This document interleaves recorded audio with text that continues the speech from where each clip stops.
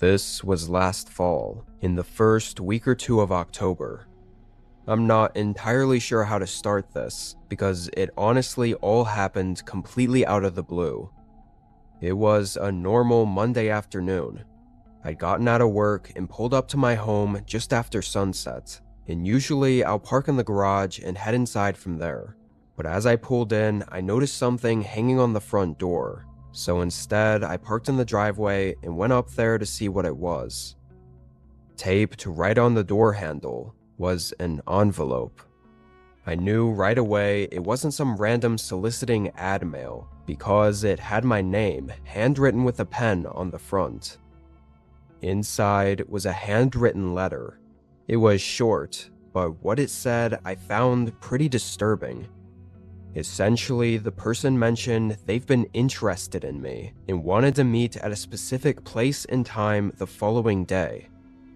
Oddly, that was one of my days off of work, but I figured it was just a coincidence. The writer of the letter didn't sign it though, so I had no idea who it was. Obviously, there was no way I was going to go anywhere and meet with some random person. I headed inside, tore up the letter, and tossed it in the trash. I thought the whole thing was pretty disturbing because they knew my name and my address and said they were interested in me, which is just a strange thing to say, given I had no idea who they even were. Anyway, I thought tearing up the letter would help me not to stress about it too much, as there wasn't anything I could do about it. At least, not yet. After all, it could have just been some stupid prank. I went on with my night and got in bed just before 11. Like I mentioned before, I was off the following day, so I slept in and spent pretty much the entire day inside. Can't even remember what I did all day, but I know I made dinner late, like 8 or 9, and started getting ready for bed right after. I went upstairs and into the bedroom to take a long, relaxing shower. However, a little ways into it, I heard the doorbell ring. Confused who could have been outside my home at this time of night, I opened the shower curtain and listened for a minute. But with nothing else, I figured they left. I wouldn't have answered the door anyway. I closed the curtain and continued with my shower. As I stood in the water and tried to relax though, I started connecting the dots between the letter from yesterday and the odd doorbell ring. I knew it could have been me completely overthinking it, but also the feeling that I wasn't felt a lot stronger with every minute passing. And then I heard something. It sounded like a few light thuds, or maybe creaks, somewhere right outside the shower curtain. I froze and listened, then quickly shut off the shower and moved the curtain aside. Nothing was there. My heart was still racing as I got out, dried off, and got dressed. First thing I knew I had to do was check the front door.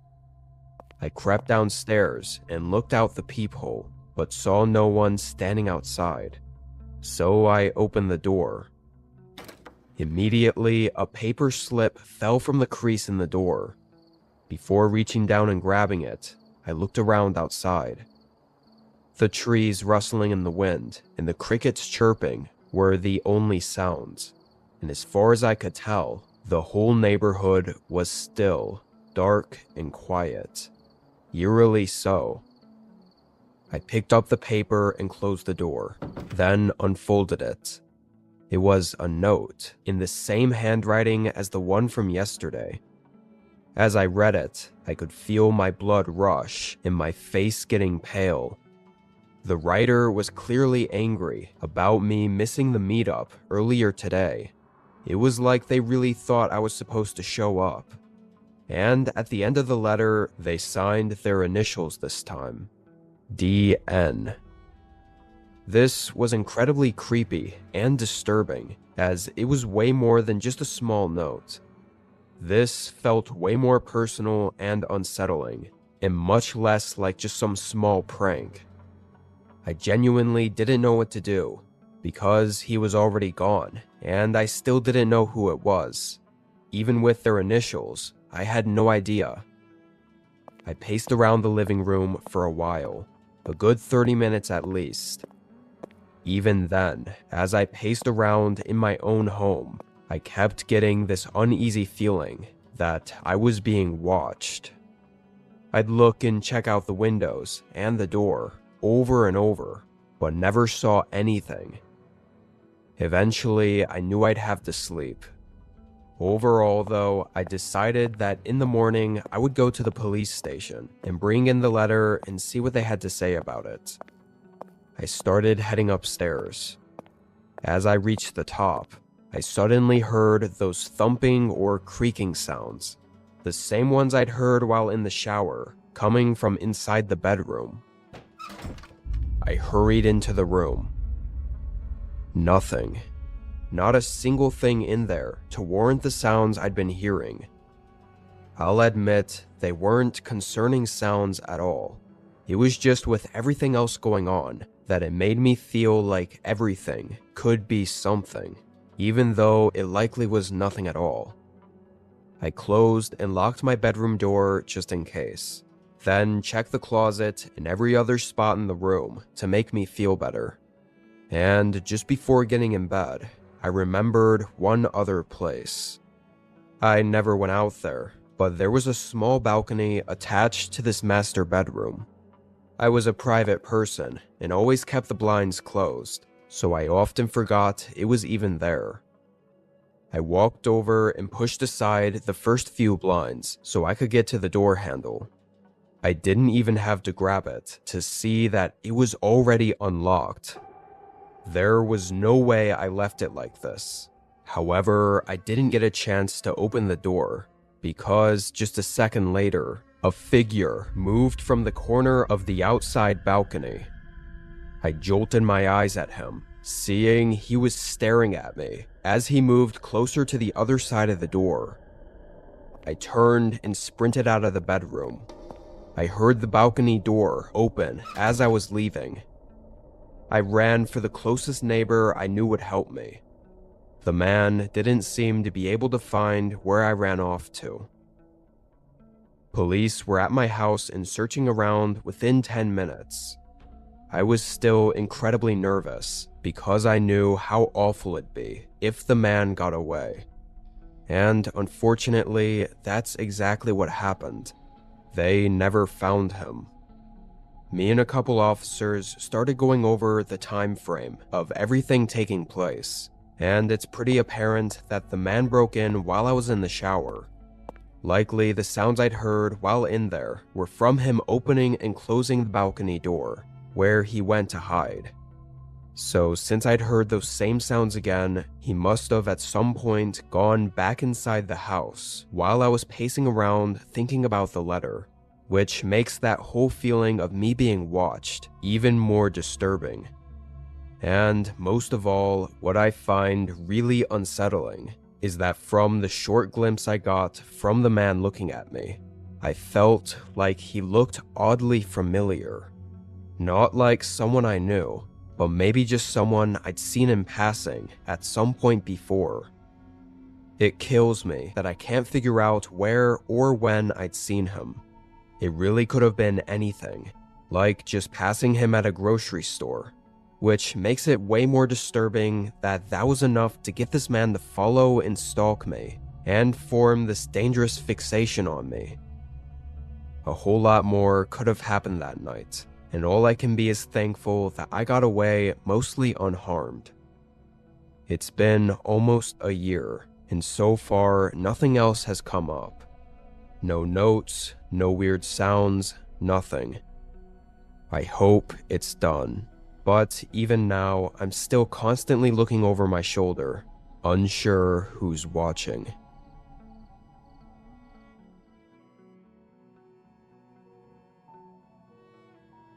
I was driving from LA all the way back to the East Coast. I had taken the road trip to see a bunch of friends for a wedding, and ended up staying for over a week. Because I stayed a little bit longer, I only had 4 days to get back home before my next shift at work, so I was really pushing it with how long I was driving. It was 1 a.m., and my eyes were killing me.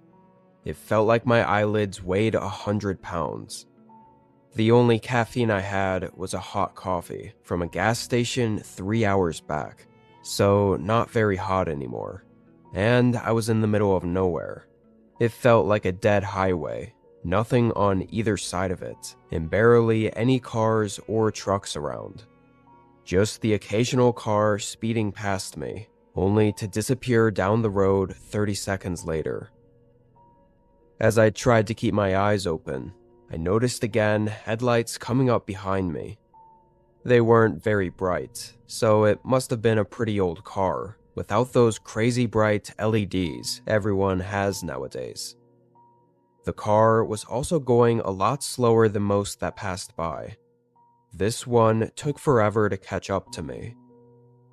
After tailing behind for a minute, it merged into the other lane and started to pass. I kept my eyes on the road, just making sure I stayed in my lane to let them through. But after a while of them not actually passing, I looked to my left to see what they were doing. The car was matching my speed right beside me. Some old, dusty, dark red car, and their window was down. From what I could see, there was just one man in the car, driving obviously, but he was also staring at me. I had my window up still, so I don't know if he actually could see me, with it being dark and with the reflections and all, but he was looking at my window as if he could. The man didn't try to hide it either. His light was on inside his car, so I could see him clear as day. He looked red-eyed and kind of drunk, just from his expressions and movements. But he remained at the same speed and just stared at me. It really freaked me out. I tried slowing down, but he slowed down too. I slowed down even more, and again he matched my speed. So then I slowed down an absurd amount, like down to 25 miles per hour on the highway, and finally he didn't copy me and just held his pace and kept driving. He disappeared down the road a minute later. I didn't know what the hell to think of that. Maybe he was a creep, maybe drunk, or honestly maybe both. Only a couple minutes after whatever that was happened, I was back to struggling to stay awake. I knew I needed some caffeine, and possibly even some rest for a minute. 15 minutes down the road, I pulled off the highway and into a really small rest stop. It looked like just some bathrooms and a coffee machine. No other cars were there. I parked and got out, walking up to the machine and getting a coffee, hoping it'd be enough. By the time I got it and headed back to my car, another car was pulling in. I instantly saw it was the same old red car from the highway earlier. How the hell was he pulling up behind me again? I never passed him, at least not knowingly, and there was nowhere else to pull off. He would have had to pull into the grass off the highway pretty far out and discreetly wait for me to pass. Otherwise, I'd have seen his car on the side of the road. I got in and looked in my mirrors for a second. He didn't pull in behind me though. He went right up next to me, like he did on the highway. I could just feel his eyes staring at me, too much to ignore. I looked over, and sure enough, that's what he was doing, staring right at me with those red, unsettling eyes. What did this dude want from me? I turned my car on, but the guy started talking. He was yelling something, trying to get my attention through the window.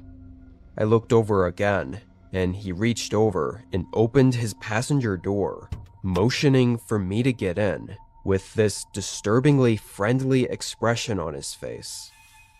I started to pull away, glancing over one more time and seeing the instant shift into a dead stare. I got back onto the highway, but the guy followed. He kept trying to do the same thing where he'd merge into the other lane and match my speed, but this time I wasn't having it. I was getting a little more aggressive, trying to keep him away from me, but he matched my energy, also getting more aggressive. I could have sworn he even tried to pit maneuver me several times, but I braked just quick enough before he could hit my car. Eventually, I saw one of those emergency vehicle U-turn spots, a pass-through to get onto the other side of the highway that went in the opposite direction.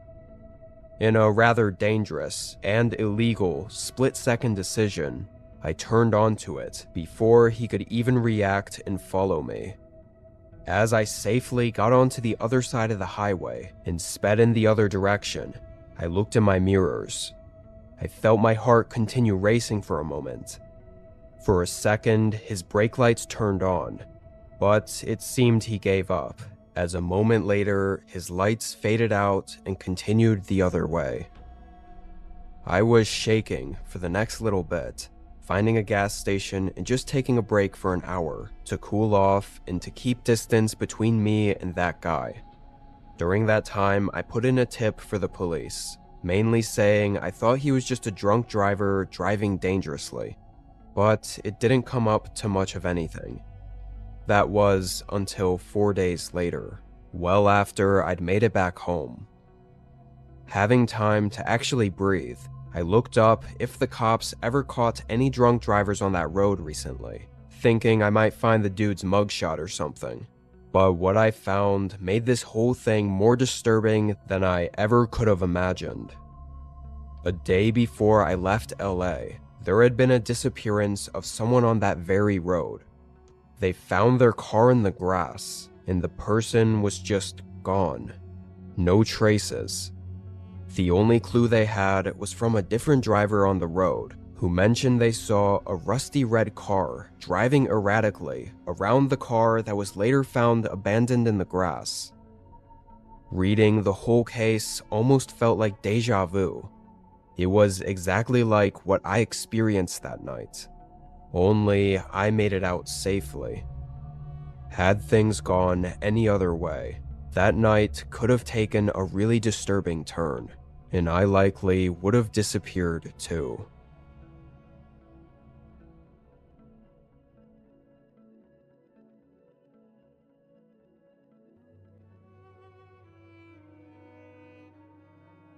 This past winter, I stayed in a cabin in the northeast part of Washington state for a week. It was a winter cabin, meant for staying in during the cold season and enjoying the winter scenery out in the mountains, which usually wasn't possible in regular three-season cabins. When I got there, it hadn't snowed yet, but by the time I woke up after my first night, snow had began coming down. It was a lot, too. Enough to keep me cozied up inside for the whole day. The fireplace with the cabin look and feel made for a great, relaxing time. I got real tired around 9 p.m. and decided to get to bed, but I had to run out to my car real quick to grab a bag I forgot to bring in yesterday. I put my shoes and jacket on, then opened the door to run outside, when I immediately saw that the snow on the porch was messed with. Like something had been there. When I got further out, the spots in the snow became more clearly footprints. I could even see the print that their boots left behind. I then looked to see where they came from, but lost sight of them, going out toward the woods. There was no saying how long ago this was, but I'd never heard them on the porch. Whoever it was didn't knock or anything. I got what I needed from the car, then headed back in.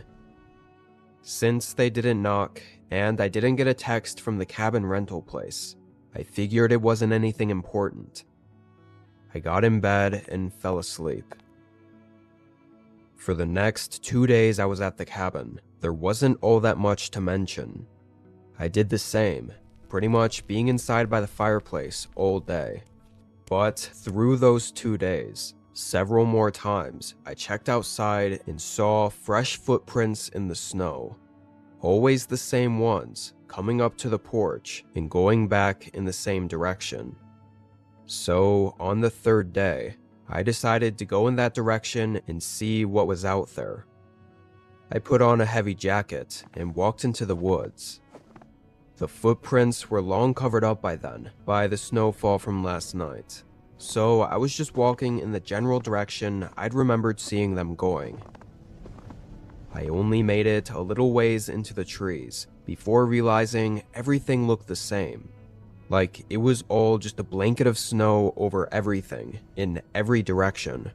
And with the downfall already starting to cover up my tracks, I knew I risked getting lost if I went any deeper.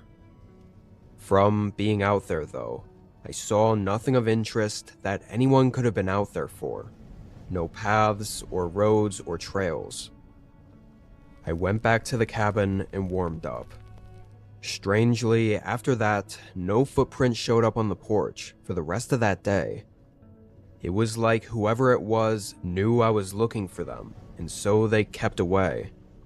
That's what I was hoping for, anyway. Hours later, the sun fell past the trees, and the woods and cabin were quiet. The soft breeze of the snowfall outside was the only noise aside from the crackling fireplace. I hadn't thought about the strange footprints in a while. I stayed up relatively late, not getting in bed until 12 a.m.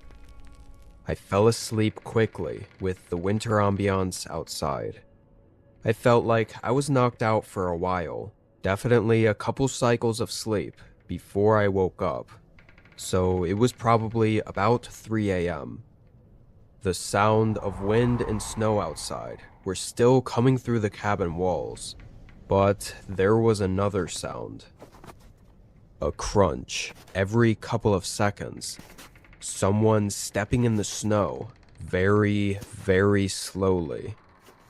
Honestly, I don't know if I would have known it was footsteps, let alone woken up, if I didn't already know about the footprints being outside the cabin. That's how slow they were walking. I sat up in bed. For some reason, I was pretty calm. Nervous for sure, but not scared really. I was confident I could hold my own if something were to happen. I know it was very arrogant of me, maybe dangerously so. I listened until the sound stopped. It seemed to go somewhere on the other end of the cabin, the back wall maybe, where the fireplace was. So after a few minutes of not hearing anything else, I got up and left the bedroom, looking down the main hallway. It was really dark.